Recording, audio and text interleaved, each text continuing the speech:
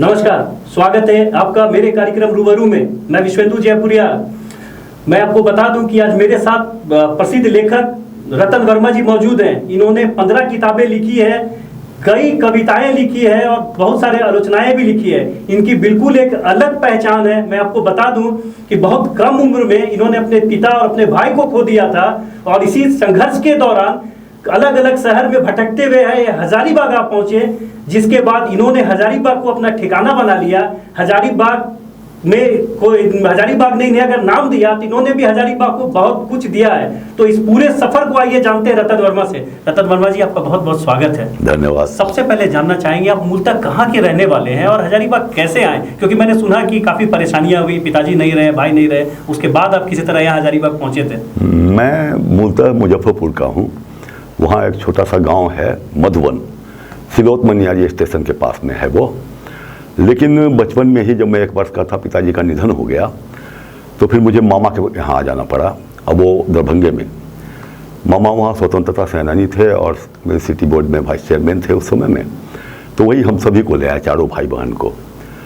और बाद में स्थिति वही, पढ़ाई लिखाई हुई, सारा कुछ वही हुआ। मामा ही सरपरस्त रहे।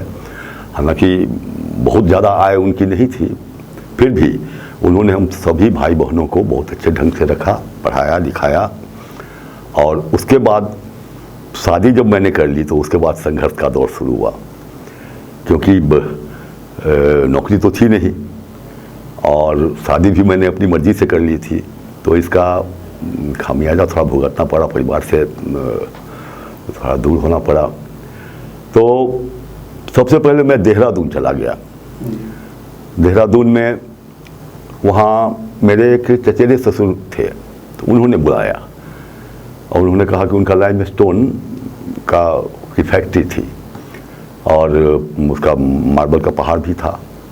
तो उसी में मैनेजर के पद पर मुझे उन्होंने रखा, भारत लाइमस्टोन में। लेकिन पता नहीं क्यों वह दुनिया मुझे रास नहीं आई। फिर मैंने कहा कि नहीं, तो मैंने यहाँ तो काम करना बड़ा मुश्किल है। और वहाँ इत्तेफाक से साहित्यिक माहौल मिलता गया, जिसमें सुधीर चंद्र गैरोला जो मसूरी में थे, और मुझे देहरादून से कोई मसूरी भेज दिया गया हुआ था। तो मसूरी में सुधीर चंद्र गैरोला मेरे बहुत अच्छे मित्र हैं, आज भी हैं। वहाँ प्रिंसिपल हुए बाद में डिग्री कॉलेज के। तो उनके सानिध्य में आया और वहाँ एक अलीक संस्था चलती थी साहित्यिक, तो उससे उन्होंने मुझे जोड़ा।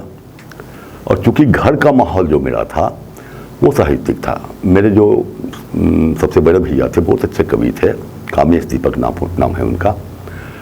तो लेकिन बहुत कम उम्र में स्पॉन्टेनियस निमोथोरेक्स नाम की बीमारी से उनका निधन हो गया। और बचपन से ही पढ़ने लिखने का माहौल था घर में, तो मैं पढ़ता रहता था प्रेमचंद। मैंने बहुत सारी किताबें मैंने पढ़ी उस समय में। और कभी गोष्ठियाँ हमारे दरवाजे पर भी हुआ करती थी अक्सर। उन दिनों तो परंपरा थी, अब तो ख़त्म हो रही है धीरे धीरे सब चीज़। तो गोष्ठियाँ होती थी, मैं बैठ कर के देखता रहता जब छोटा था। तो उस समय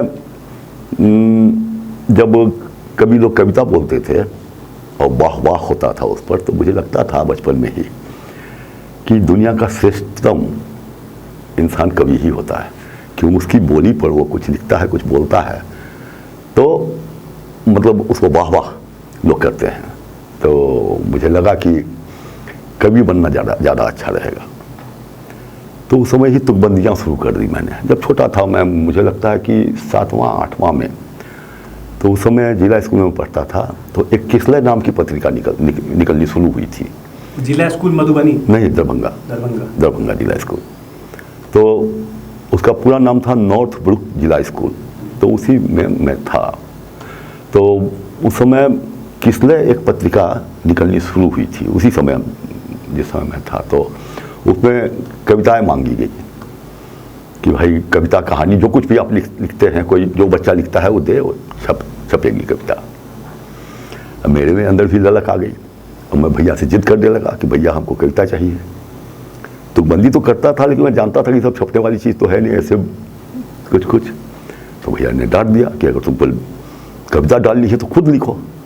अब मैं परेशान होकर के बैठ गया लिखने के लिए। लिखता गया, कागज़ फाड़ के फेंकता गया, लिखता गया। और मुझे याद है, कविता तो याद नहीं है कि कौन सी कविता थी, लेकिन एक कविता में राष्ट्रभक्ति में उन दिनों चीन की लड़ाई चल रही थी, तो उस पर मैंने एक कविता लिखी जिसकी तारीफ बहुत की गई थी। मैंने, हमारे जो क्लास टीचर थे उन्होंने बहुत तारीफ की थी उस कविता की। 2-4 पंक्तियाँ सुना सकता हूँ क्या? बिल्कुल बिल्कुल। हाँ, तो उसमें दो पंक्तियाँ याद होंगी कि सर लिए हथेली पर सपूत निकला घर से, सर लिए हथेली पर सपूत निकला घर से, सर देकर धरती की रखवाली करनी है। हाँ, यह रेख लक्ष्मण रेख लांगने कौन चला, 40 करोड़ की माँ को छलने कौन चला, यह कौन बना लंकेश आज इतलाता है, यह कौन मांद से सोया शेर जगाता है। इतना ही मैंने याद है अभी। तो यह कविता उसमें छपी थी और उन्होंने काफ़ी तारीफ की। और उन्होंने, मेरे क्लास टीचर ने कहा कि रे तुम्हारे भाई जो हैं वो कवि हैं, तुम लगता है भैया से लिखवा के लाया। हम कहे कि नहीं, हम कसम खा के कहते हैं कि हम खुद लिखे हैं। तो ऐसा ऐसा शब्द कैसे ले आया? हम कहे सोच करके लाए। तो इस तरह से जो है सो वहाँ शुरुआत हुई थी। लेकिन फिर मैंने कविता को तवज्जो नहीं दिया। फिर मसूरी में कुछ प्रेम कविताएं वगैरह उन दिनों लिखा करता था। तो मसूरी में सुधीर से मुलाकात हुई, क्योंकि हमारा जो दफ्तर था किंकरेग में था। मसूरी में किंकरेग एक जगह है जहाँ से मसूरी के लिए प्रवेश किया जाता है, तो वहीं पर दफ्तर था और उसके बगल में ही डिग्री कॉलेज। तो उन दिनों सुधीर चंद्र गैरोला जो थे वो वहाँ पढ़ रहे थे, स्टूडेंट थे, हाँ पीजी के स्टूडेंट थे उस समय। तो उनसे दोस्ती हुई, फिर कवियों से मुलाकात हुई, वहाँ बैठना उठना हो गया।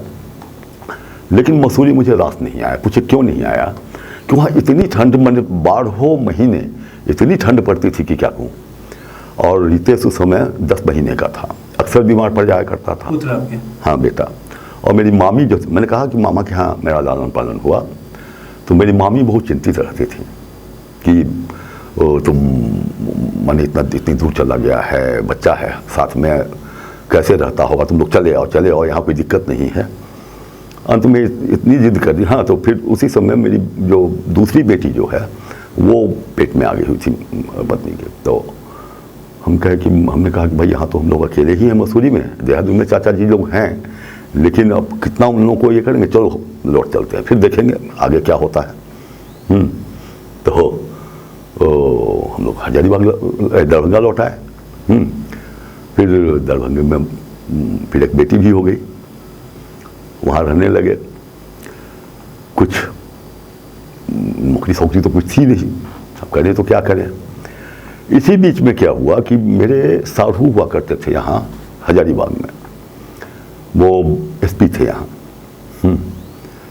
तो हमारी सास जो हैं उनसे उनकी बातचीत हुई, तो उन्होंने कहा कि वो सास से ने उनको कहा कि भाई मेरे दामाद हैं तो उनको उधर नौकरी मिल जाए तो अच्छा रहेगा।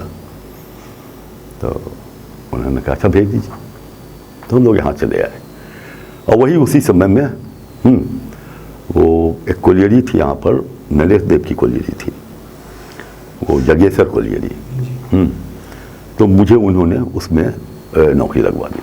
पहले कहा कि पुलिस में करने के लिए, तो मैंने मना किया कि नहीं, पुलिस में मैं नौकरी नहीं करूँगा। तो कभी हृदय पुलिस में, हाँ पुलिस में मैं नौकरी नहीं करूँगा।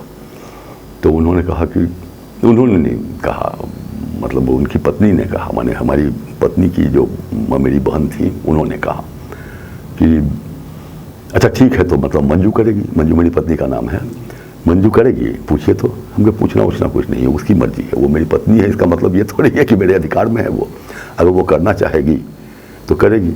तो उसने कहा कि हम सोच के बोलेंगे। फिर हमसे बातचीत की और कहा कि देखिए जब तक कि आप कहीं सेटल नहीं होते हैं तब तक के लिए कर लेने दीजिए, क्या दिक्कत है।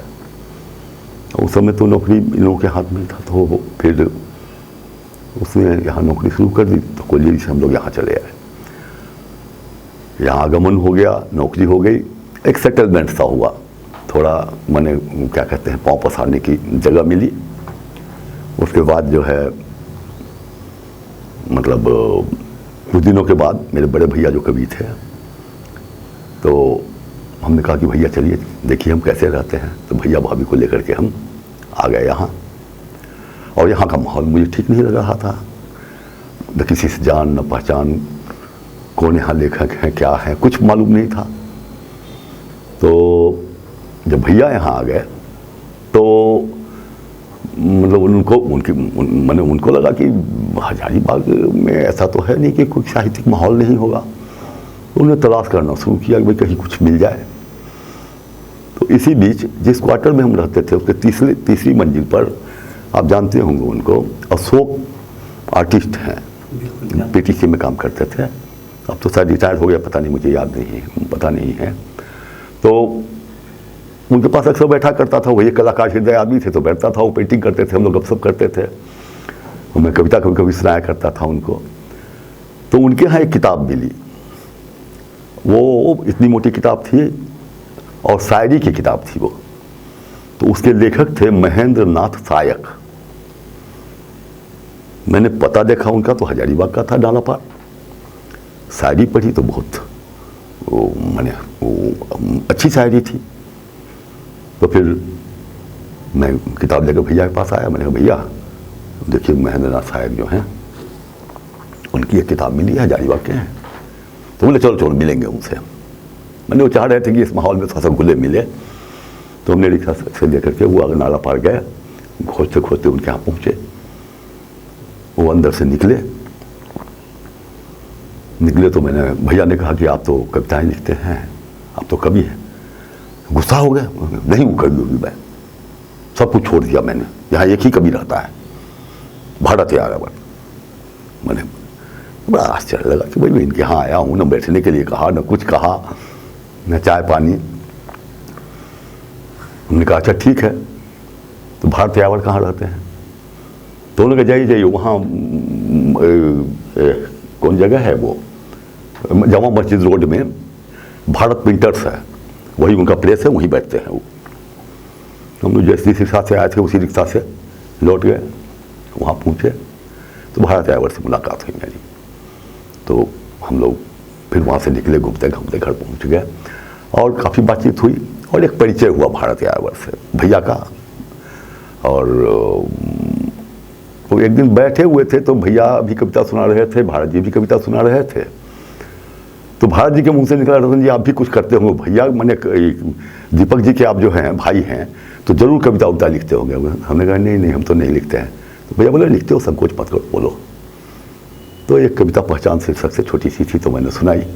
तो भैया भी काफ़ी तारीफ किए, बोले कि बहुत अच्छा लिखते हो ना, कि प्रारंभिक था वो, तो हम जानते थे कि मैंने इनकरेज कर रहे हैं। भारत जी को भी पसंद आई। ये घटना है यहाँ के साहित्यिक माहौल में से जुड़ने का। उसके बाद तो भैया चले गए और यहाँ संभावना संगोष्ठी चला करती थी, तो उससे भारत जी ने मुझे जोड़ दिया। तो वही मेरे जीवन में भारत जी का आगमन मेरे अंदर के लेखक को जन्म दिया। मैंने, लेकिन मैं उन दिनों तक कविताएं ही लिखा करता था, कहानियाँ उन दिनों नहीं लिखा करता था। 1984 में नरदेव की कोलियरी बंद हो गई, तो उन्होंने एक फैक्ट्री खोली थी यहाँ। फैक्ट्री थी उनकी, ढेंगुड़ा एक जगह है यहाँ, तो ढेंगुड़ा में स्प्रिंग लीव्स की फैक्ट्री थी। तो मैं उससे जुड़ गया। तो उसी के एजेंट के रूप में मैंने पूरे बिहार में और झारखंड में, उस समय झारखंड बिहार था ही नहीं, पूरे बिहार में मैं उसको ये करने लगा, सप्लाई करने लगा। तो उसी सिलसिले में मैं पटना में था और सारिका पत्रिका उन दिनों निकला करती थी, कमलेश्वर के संपादन में। बहुत ही अच्छी पत्रिका थी वो। और सच कहिए तो मैंने हिंदी साहित्य की द बेस्ट, सबसे अच्छी पत्रिका थी वो। तो वो पत्रिका मैं नियमित पढ़ता था। तो मैंने, मुझे वहाँ से मुजफ्फरपुर फिर दरभंगा जाना था, क्योंकि हर जगह मेरी पार्टी थी। तो सारिका रात में मैंने खरीद ली थी और सुबह स्टीमर चला कर, उन दिनों पटने मैंने गंगा में स्टीमर से उस पार जाया जाता था। पहले जहाँ हम लोग उतरते थे और वहाँ से ट्रेन पकड़ करके तब मुजफ्फरपुर जाते थे, फिर दरभंगा जाते थे। तो उस पत्रिका को लेकर के सुबह 6 बजे स्टीमर थी, तो उस पर मैं बैठ गया और पत्रिका पढ़ने लग गया। उसमें एक कहानी थी, पीले गुलाबों वाली लड़की, ये शीर्षक था उसका। लेकिन मैंने उसका लेखक का नाम मैं भूल रहा हूँ। उस कहानी को मैं पढ़ता गया और मुझे लगा कि मैं भी लिख सकता हूँ, क्योंकि मेरे जीवन की भी घटना इस तरह की है कुछ, तो मैं लिख सकता हूँ। और वहाँ से मैंने मुजफ्फरपुर पहुँचने के बाद जो होटल में टिका मैं, तो होटल में मैंने कागज़ वगैरह खरीद ली, मैंने एक कॉपी खरीद ली और उसमें कहानी लिखनी शुरू कर दी मैंने। तो हालात शीर्षक से कहानी लिखी मैंने। जब मैं हजारीबाग आया तो भारत यावर को कविता कहानी दिखाई मैंने। तो भारत ने कहा कि बड़ी अच्छी कहानी लिखी है आपने जी, बहुत प्रेम कहानी थी वो, बहुत ही अच्छी कहानी लिखी है। तो हमने कहा कि हम कहीं भेजें प्रकाशन के लिए। तो बोले कि नहीं, अभी पटना से एक पत्रिका है जिसका संपादन मैं कर रहा हूँ, उसके लिए दे दीजिए आप कहानी। तो मैंने दे दी कहानी। कहानी छपी, प्रगतिशील समाज था और 1984 की घटना है। तो प्रगतिशील समाज में वो कहानी छपी, लेकिन मन में कोई उत्साह नहीं जगा। इसलिए नहीं जगा कि मैंने कहा कि कहानी मैंने लिखी, दोस्त हैं भारत यावर, उन्होंने छाप दी। इसका मतलब मैंने एक समझिए कि मतलब पैरवी से कहानी छपी है। लेकिन कुछ ही दिनों के बाद आपको मालूम होगा पीएन विद्यार्थी यहाँ बीबीसी हुआ करते थे, उन दिनों वो पटना में थे, वो पता नहीं एसडीओ थे या क्या थे पता नहीं। तो वो एक पत्रिका निकाला करते थे वहाँ से। तो उस समय जान पहचान उससे थी नहीं मेरी। तो वहाँ से उन्होंने जो सो पत्र लिखा कि आपकी कहानी प्रगतिशील समाज में आई है, जिसको कि मैं उचित करके अपनी पत्रिका में छापना चाहता हूँ। और प्रगतिशील समाज में जो प्रतिक्रियाएँ छपी थी लोगों की, वो सब मेरी कहानी के ही पक्ष में। तो उससे थोड़ा सा बल मिला था। बाद में उन्होंने कहानी जब छापी तो मैंने कहा कि नहीं, कहानी मैं लिख सकता हूँ, कहानी अच्छी है। और उसके बाद से मैंने पीछे मुड़कर नहीं देखा, लगातार मैं कहानियाँ लिखता चला गया। यानी कि सारिका मैगजीन पढ़ते हुए आपने जो शुरुआत की, हाँ, भारत यावर, पीएन विद्यार्थी, इसके बाद आपने करीब 15 किताबें लिख डाली। हाँ, 15 किताबें नहीं लिखता हूँ, मतलब और भी किताबें हैं जो अभी छपी नहीं हैं। प्रकाशित तो रचनाएँ काफ़ी हैं, अभी कम से कम 25 किताबें और आ सकती हैं, जो आएंगी धीरे धीरे आ जाएंगी। हाँ, अभी तक जो है सो 14 किताबें छपी है, 15 आ जाएगी आजकल में, 15वीं किताब प्रकाशक के पास में है। एक आपकी बहुत चर्चित किताब है नेटवा। हाँ, मैंने उसके बारे में पढ़ा कि वो भारत के अलग अलग हिस्सों में हमेशा उसका मंचन होता रहता है। तो नेटवा के बारे में दर्शकों को बताइए कि क्या है उस किताब में और क्यों वो इतना पॉपुलर हो गया। बताता हूँ। देखिए, मिथिलांचल में नेटवा एक मिथिलांचल के कल्चर के अंतर्गत आता था। नेटवा एक परंपरा थी माने नृत्य की। अब लोग उसको लौंडा नाच भी कहने लग गए, लेकिन लौंडा नाच और नेटवा नाच में जमीन आसमान का अंतर है। नेटवा नाच जो है वो उसका अपना एक खास ग्रामर है, एक खास व्याकरण है, और उसके लिए प्रशिक्षण की बहुत ज़रूरत होती है, जबकि नेटवा नाच में ऐसा प्रशिक्षण की ज़रूरत नहीं होती है।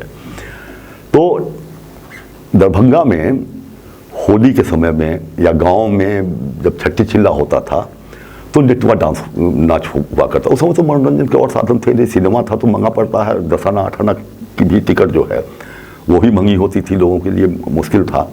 तो ये नेटवा नाच होगा चूँकि सार्वजनिक हो जाता था, 150 में जो है सो उसको सट्टा कर लिया जाता था और सारे लोग देखते थे, तो उसमें बहुत अच्छा लगता था।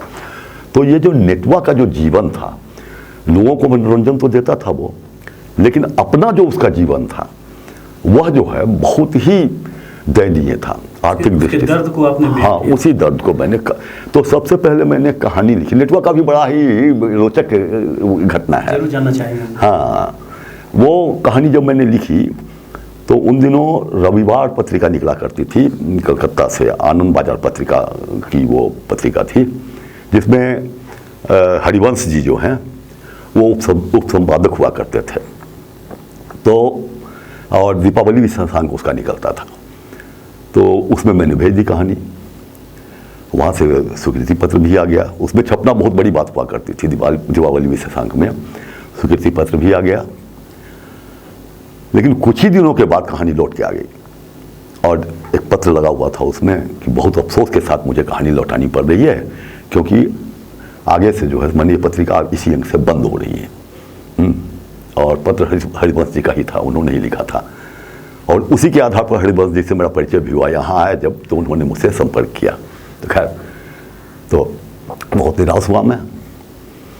अब क्या करूँ, तो उस कहानी को फिर मैंने हंस को भेज दी। तो राजेंद्र यादव ने पढ़ा उसको और उन्होंने पत्र लिखा और कहानी लौटा दी। उन्होंने कहा कि कहानी तो बहुत अच्छी है, लेकिन थोड़ा अंत बदल दो। खराब लगा कि मतलब ये अंत बदल दो, लेखक मैं हूँ, मैं समझता हूँ परिस्थितियों को, तो वो कह रहे हैं अंत बदलो, क्या मतलब है इसका। हमने कहा ठीक है। पहली कहानी थी वो जिसको मैंने टाइप कर हंस लिखित भी भेजा करता था मैं, उसको टाइप करवा दी मैंने, जो कहते हो।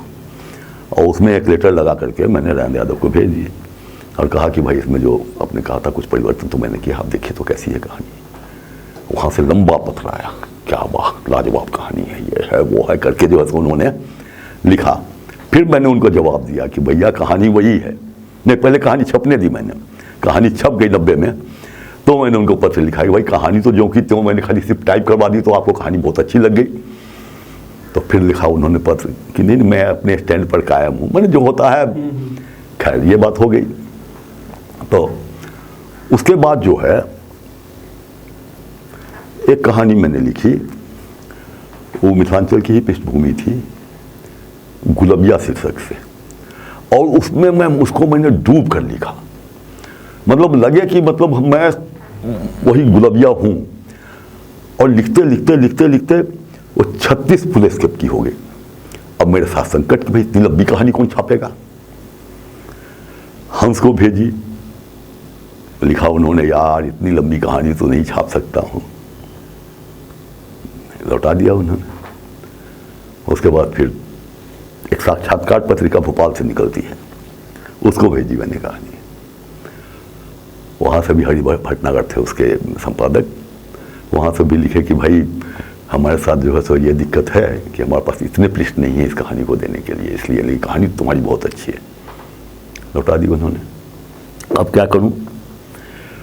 इसी बीच में एक पत्रिका में विज्ञापन मैंने देखा, तो उसमें था क्या कि वर्तमान साहित्य है गाजियाबाद की, मैंने दिल्ली से ही निकलती थी वो, तो वो उसने एक ये हर वर्ष मैंने उसी साल से नहीं 4 साल पहले से शुरू किया था, ठीक, तो कि मैंने हर वर्ष 12 कहानियों को पुरस्कृत करेगा, फर्स्ट सेकंड थर्ड 3 और 9 कहानियां जो हैं कंसोलेशन।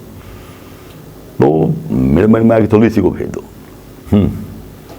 सुनील सिंह को आप जानते होंगे, उन दिनों सुनील सिंह ही एकमात्र कथाकार यहाँ हुआ करते थे, कहानियाँ लिखा करते थे। अब तो यहाँ नहीं है, बेरी में रहते हैं, गांव में, बहुत अच्छे कहानीकार। सुनील सिंह जैसे कथाकार बिरले होते हैं, बहुत अच्छे कहानीकार थे। तो वो मेरे यहाँ रो जाते थे, तो मैंने कहा कि यार थक गया हूँ, इस कहानी को मैंने ये प्रतियोगिता में भेज दी है। तो बोले यार क्या करते हैं साहब, कौन छापेगा उसको, पढ़ेगा ही नहीं, छापेगा क्या। तो मैंने दावा किया कि अगर शुरुआत कर दिया तो अंत तक पढ़ेगा, और पढ़ेगा तो फर्स्ट प्राइज देगा, आप देख लीजिएगा, और नहीं तो कंसोलेशन भी नहीं मिलने को है। ठीक। और वही सुनील सिंह जब रिजल्ट निकला तो अखबार डोलाते हुआ ये प्रभात खबर, जिसके फ्रंट पेज पर ही प्रथम पुरस्कार मिलने की घोषणा थी।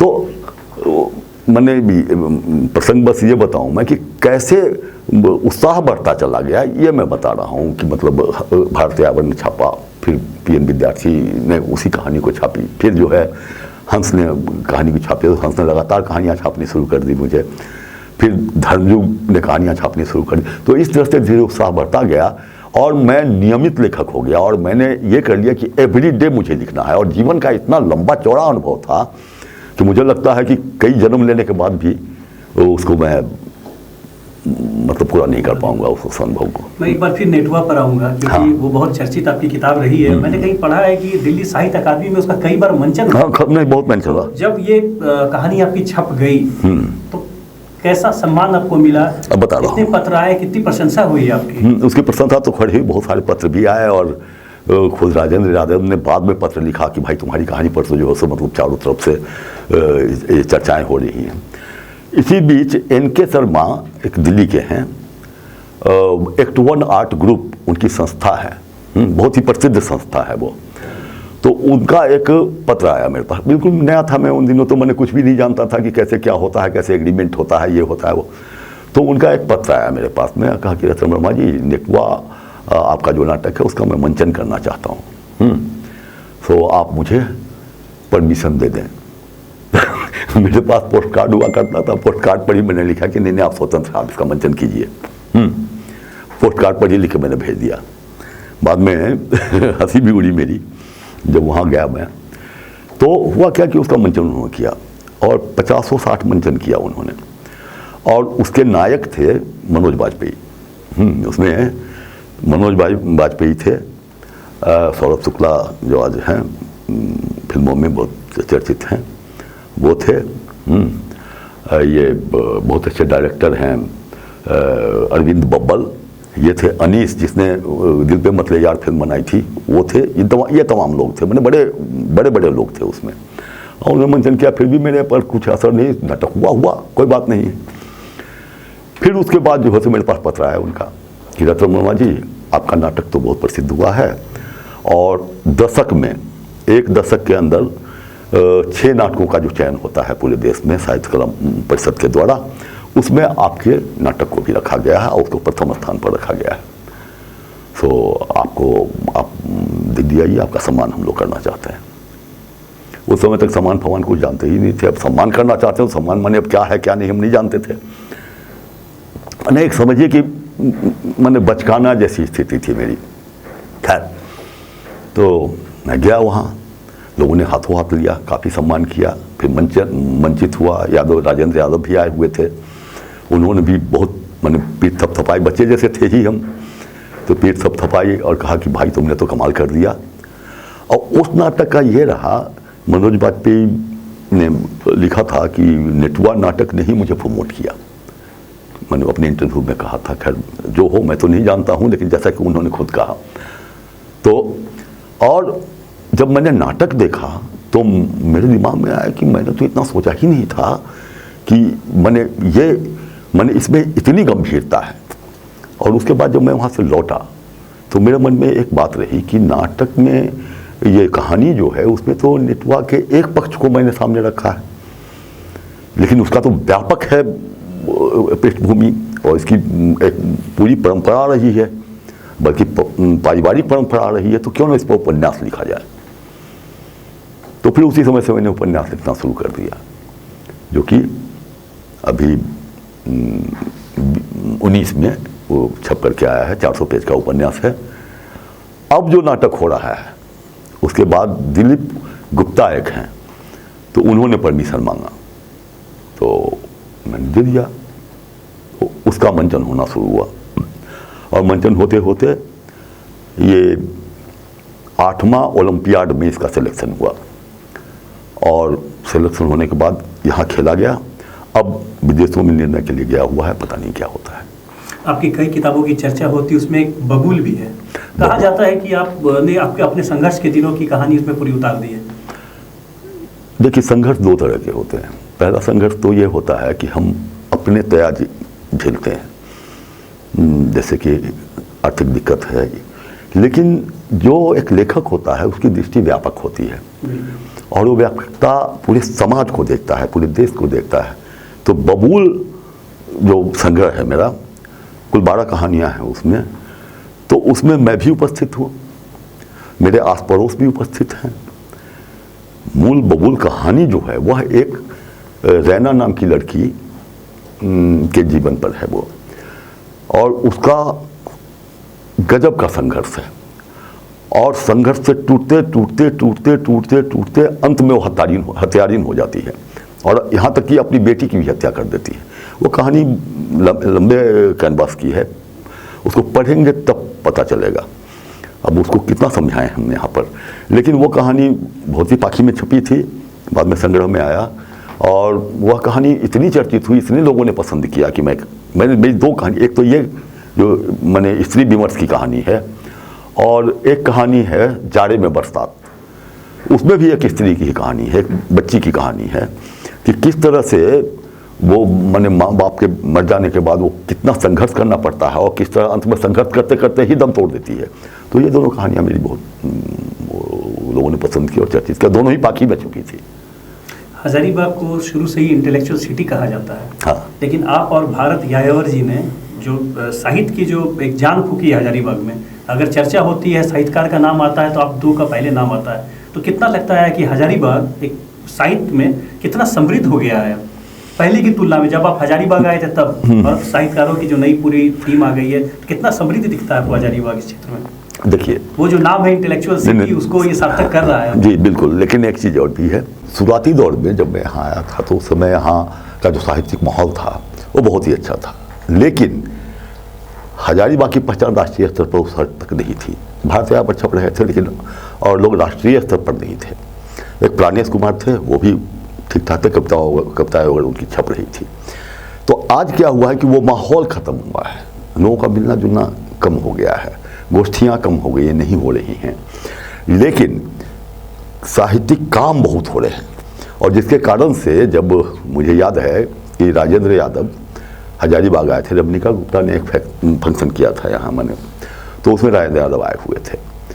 तो उन्होंने कहा कि जैसा हजारीबाग घूमना है, और उन दिनों 100 साहब जो थे प्रिंसिपल यहाँ के सेंट कोलम्बिया 100, तो वो जीवित थे, तो उन्हीं की गाड़ी से घुमाने ले गए, यहाँ से घुमा करके हरे ठहरे घुमा करके हम लोग ले आए।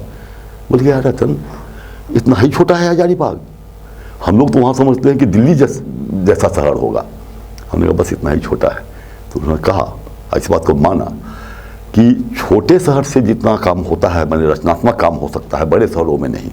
और फिर उन्होंने ही कहा था कि देखो जैसे दिल्ली है, तो दिल्ली में अगर रतन, मुझे तुम ही कहते थे, वो तो बच्चा जैसा था मैं, तो देखो रतन दिल्ली है, तो दिल्ली में अगर मुझे तुम्हें मुझसे मिलना है तो सारा दिन निकल जाएगा। हाँ, वो बस में आओगे, बैठोगे, बातचीत करोगे और लौटते लौटते शाम हो जाएगी, रात में पहुँचोगे। लेकिन हजारीबाग जैसा छोटा जगह, जैसी छोटी जगह में एक दिन में 10 आदमी से मिल सकते हैं हम लोग, और उसके बाद अपना काम भी कर सकते हैं। तो ये छोटे शहरों का ये अपना माने बड़ा सृजनात्मक ये है, सकारात्मकता है। तो ये है। इसी में मैं एक चीज़ और कहूँगा कि मैंने हजारीबाग में 2 धाराएँ शुरू हो गई। एक धारा ये जो अपने जीवन को लिख रहे हैं, जैसे रतन मैं हुआ, जैसे भारत यायावर हैं, बल्कि भारत यायावर तो खोजी पत्रकारिता की, और रेणु पर जितना काम किया है उन्होंने, मुझे तो बहुत तकलीफ़ है, बहुत दुख है कि भारत यायावर को जितना मिलना चाहिए था राष्ट्रीय स्तर पर, कुछ नहीं मिला उनको। उनको साहित्य अकादमी भी मिलना चाहिए था, उनको ये ज्ञानपीठ भी मिलना चाहिए था, सब कुछ मिलना चाहिए था, नहीं दिया गया। पूछे क्यों? मैंने भी कहा कि 2 धाराएँ थी मैंने यहाँ चलने लगी। एक धारा वामपंथी और एक धारा जीवन से जुड़ी हुई। तो जो वामपंथी धारा थी उसमें एक खेमे के अंतर्गत जो है सो रचनाएँ होने लगी, और उसका एक व्यापक गुट बना पूरे देश स्तर पर, जिसमें कि 3 संस्थाएं हैं, जनवादी लेखक संघ, प्रगतिशील लेखक संघ और जन संस्कृति मंच। ये 3 संस्थाएं हैं, तीनों अलग अलग काम करती हैं, लेकिन तीनों का अच्छा खासा संगठन है। तो हुआ क्या कि इन लोगों ने मिलकर ही आपस में, चूँकि पूरे देश स्तर पर इनके संगठन है, तो इन लोग मिलकर ही आपस में जोड़ लेन देन करना हुआ करते रहे। और भारत यायावर जैसे रचनाकार जिन्होंने कि पूरा जीवन लगा दिया और बहुत ही बड़े बड़े काम किए, कवि तो खैर बहुत ही अद्वितीय कवि है वो, और साथ में जो रेणु पर उन्होंने काम किया है, वो अगर रेणु पर काम नहीं किया जाता तो वो एक तरह की साजिश चल रही थी राष्ट्रीय स्तर पर कि रेणु को मिटा दिया जाए। जैसे कि आज देख लीजिए ना, जानकी वल्लभ शास्त्री का नाम खत्म हो गया है, आर.सी. प्रसाद सिंह का नाम खत्म हो गया। तो बिहार के लेखकों को मिटाने की एक साजिश चल रही थी उन दिनों।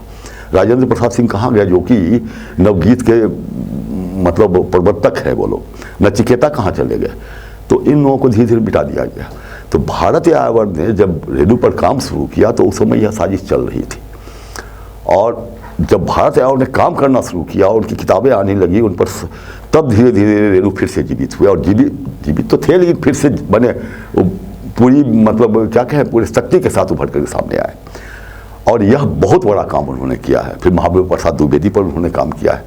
तो ये जो है ना, देखिए साहित्य क्या है, साहित्य कोई विचार नहीं है, साहित्य से विचार है। साहित्य विचार से नहीं लिखे जा सकते हैं, साहित्य से अब विचार निकल जाए। जैसे कि प्रेमचंद हैं, तो प्रेमचंद ने जीवन को लिखा है, ग्रामीण जीवन को लिखा है, सावंती प्रथा को लिखा है, महाजनी सभ्यता को लिखा है उन्होंने। तो ये जो समाज में व्याप्त था जो चीज़, उसको लिखा उन्होंने। मंत्र कहानी लिखी है, उस समय जो तो मंत्र तंत्र मंत्र भी जो समाज का एक हिस्सा हुआ करता था, तो मंत्र कहानी उन्होंने लिखी, जिस पर कि जादुई यथार्थवाद का उन पर आरोप भी लगा, लेकिन जो सच्चाई थी उन्होंने सामने रखा, जो समाज का चेहरा था। आज क्या है कि अगर हमने प्रेम कहानी लिखी तो हम वामपंथी नहीं कहे जाएंगे, तो हम उसके में से अगर मैंने प्रेम रचना जैसे मैंने लिखी है, मैं समझता हूँ कि मेरी 60-70 कहानियाँ प्रेम कहानियाँ होंगी। गज़लें, प्रेम गज़लें लिखी मैंने। हाँ, तो मेरे कहने का मतलब जो जीवन है, जो जीवन का यथार्थ है, जरूरी नहीं कि मैं ही प्रेम करूं, लेकिन प्रेम को समझता तो हूं। तो प्रेम को जब समझता हूं तो प्रेम अंत में प्रेम क्या है उसको प्रतिस्थापित किया मैंने, और प्रेम कहानी शीर्षक से कहानी लिखी मैंने। और प्रेम क्या है? प्रेम सिर्फ स्त्री पुरुष संबंध ही प्रेम नहीं है। प्रेम जानवर से है, प्रेम फूल पत्ती से है, प्रेम प्रकृति से है, प्रेम दलितों से है। उसके प्रति अगर प्रेम नहीं हो तो हम दलितों पर कहानी क्यों लिखेंगे, कैसे लिखेंगे? जब तक कि उसके प्रति मेरे मन में श्रद्धा नहीं आएगी तो हम कैसे लिखेंगे? जो दबे कुचले वर्ग हैं, लोग हैं, हम कैसे लिखेंगे उन पर? जब तक कि उनके प्रति मेरे मन में एक दर्द नहीं होगा, उनकी पीड़ा से हमको तकलीफ नहीं होगी तो हम नहीं लिख सकते। तो ये है प्रेम। और इन लोगों के में क्या हुआ कि ये सिर्फ जो है सो मतलब अब जैसे एक गजलकार हैं दरभंगे के ही हैं, वो मुझे बहुत पसंद थे। 5-7 गज़लें पढ़ी तो बहुत अच्छा लगा मुझे। उनका नाम है, अच्छा मैं बताता हूँ। तो लेकिन जब उनको लगातार पढ़ने लग गया मैं, तो एक ही स्वर नजर आया कि सत्ता को गलियाना है। और हर गजल में ठीक है, अलग अलग शब्द है, अलग अलग चीज़ें डाली, लेकिन मैंने सत्ता को गलियाना, बस इतना ही है। तो हमने कहा कि ये जीवन है क्या? हमारा काम है, ठीक है, सत्ता गलत कर रही है तो उस पर भी उंगली उठाना है, लेकिन जीवन में हंसना भी है, खेलना भी है, रोमांस करना भी है, सारा कुछ है जीवन का अंग। तो उन हमारे साहित्य में सारा कुछ आएगा तभी आप जो तो उभर करके व्यापकता में आ पाएंगे सामने। क्या आपको क्या लगता है? मैं एक समझना चाहूँगा, अभी आपने एक बात कही, भारत यावर के बारे में बताया कि उनको जो सम्मान मिलना चाहिए था वो मिला नहीं। तो आपको राजेंद्र जी ने कहा था कि छोटा शहर है, 10 लोग से भी एक दिन में मिल सकते हैं और अपना काम भी कर सकते हैं। तो कहीं ना कहीं एक छोटा शहर में होने का खामियाजा भारत यावर ने भी भुगता और आपने भी। नहीं, हम इस छोटे शहर से बड़े शहर तक पहुंचे, वहां के लोग कहने लगे कि सम्मान की बात करो, जो जिस सम्मान की आपने बात की। सम्मान इसलिए नहीं, यहाँ के लोगों को सम्मान नहीं मिला क्या? बहुत लोगों को मिला जो एक खास विचारधारा को लेकर के चलते हैं, उन लोगों को सम्मान मिला भी है। यहाँ हम लोगों को भी मिला है, हम लोगों को भी पुरस्कार वगैरह मिले हैं, लेकिन हमारे पुरस्कार किसी विचारधारा या किसी ये को लेकर नहीं हुआ है। हमारा जो पुरस्कार है वो हमारी रचनाओं पर, जैसे कि मैंने बताया था कि वर्तमान साहित्य को जो मैंने कहानी भेज दी थी, तो उसमें क्या था सिस्टम, 2 प्रति में भेजना था और नाम पर चिप्पी लगा करके और भेजना था, और दोनों पर प्रति बांट देनी थी, और अलग से नाम वाम होगा जो कि उनके पास में रहेगा। और निर्णय उस तरह से लिए जाते थे जिसमें कि जिसको जो मिला वो मिला। अब मुझे तो कोई जानता भी नहीं था, मैं तो खुद भी बिल्कुल अपरिचित था, लेकिन उसमें मुझे प्रथम पुरस्कार मिला। तो ये जो अब जैसे ये निखिल भारत बंग साहित्य सम्मेलन ने जो मेरा सम्मान किया, जो जमशेदपुर में होने वाला था, जो वहाँ नहीं जा पाया, तो हजारीबाग में लोगों ने किया। तो कोई मुझे जानता नहीं था, लेकिन मेरी रचनाओं के आधार पर किया गया, तो वो सम्मान होता है। अब भारत यावर ने इतना काम किया है लेकिन नहीं होने देते हैं, एकदम रोड़ावट। खैर छोड़िए, ये तो अलग की बात है, सम्मान मिले, लेकिन पाठक इतने बड़े हैं उनके कि जो उससे बड़ा सम्मान कुछ हो ही नहीं सकता है। उससे बड़ा कोई सम्मान नहीं। हाँ। आपने कई किताबें लिखी और कई किताबें आने वाली है, क्या काम आपका बाकी रह गया? क्या रतन वर्मा और क्या काम करना चाहते हैं, देखिए जाना चाहते हैं? मेरे अंदर अब कहाँ तक जाना चाहते हैं मैं तो नहीं जानता हूँ, क्योंकि मंजिल तो निर्धारित होता है, कब कहाँ आज हूँ यहाँ, कल चला जाऊँगा, कोई ठिकाना नहीं। इसलिए कहाँ तक जाना चाहता हूँ ये तो नहीं, लेकिन काम करते रहना चाहता हूँ मैं।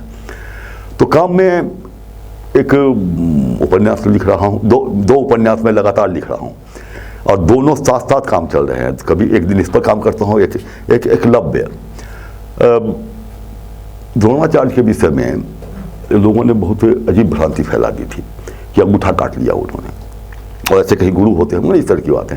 आज के संदर्भ में मैं आपसे पूछना चाहता हूँ, राजसत्ता उस समय भी था, राजसत्ता आज भी है, भले प्रजातांत्रिक है लेकिन है राजसत्ता।